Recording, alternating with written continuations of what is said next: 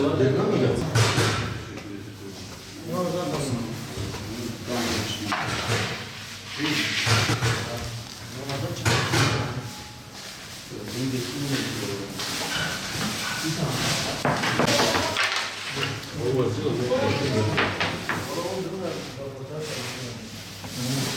bir röportaj da sen yapmışsan. Yok, hayır. Hadi yoksa. Hadi güle güle alem, sağ olasın.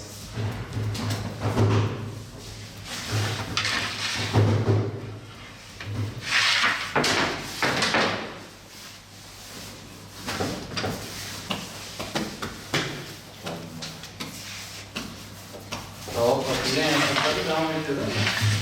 Aynen baba. Dedi sen bir... Arkadaşım şimdi genel olarak geçmiyor ki. Patlıcan, tava, şey geçiyor. Güveç geçiyor. Genelgede şey dedi. Böyle kampanya biraz... Çıçı var yani. Burada. Ben kendi içine geçiyorum. Böyle kimse görmüyor.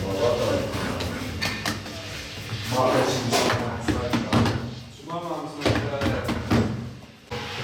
İmam Hatip Bey'e dolar. Yok, ben Ramazan. Var benim buna.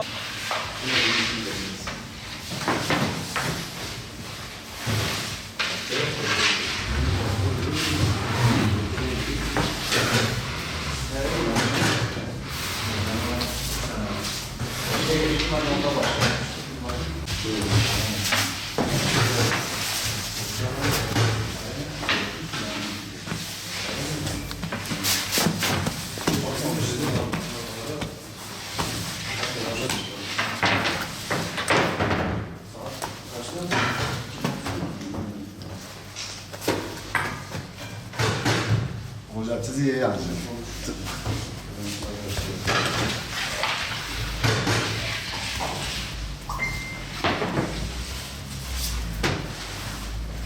Getiremez.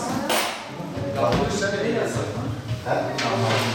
Mahmut yasan değil o yasak. Bir de çıkan lahmacun, akşam beşe kadar kalsın. Gide çıkıyor.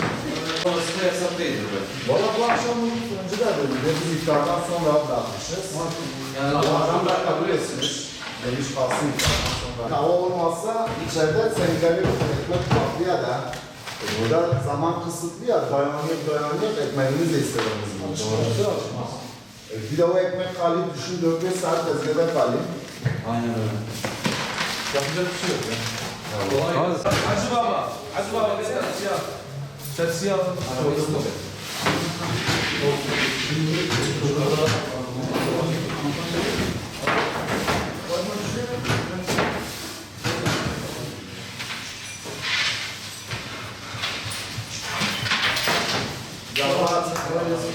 Sağ ol Hacı Baba, güle güle. Eyvallah, hoş geldin. Nasılsın kardeşim? Sen nasılsın? Sağ ol. Bunlar da direkt sen bitirir. Ortada kısıtlı, baştaki yağlı. Sen yaptığını konuşlar. Hangisi tabii? Tahinle, sütlü, yağlı. Yağlar. Abi kaç tane lazım? Bazı şeyler gösterebiliriz. O zaman şu.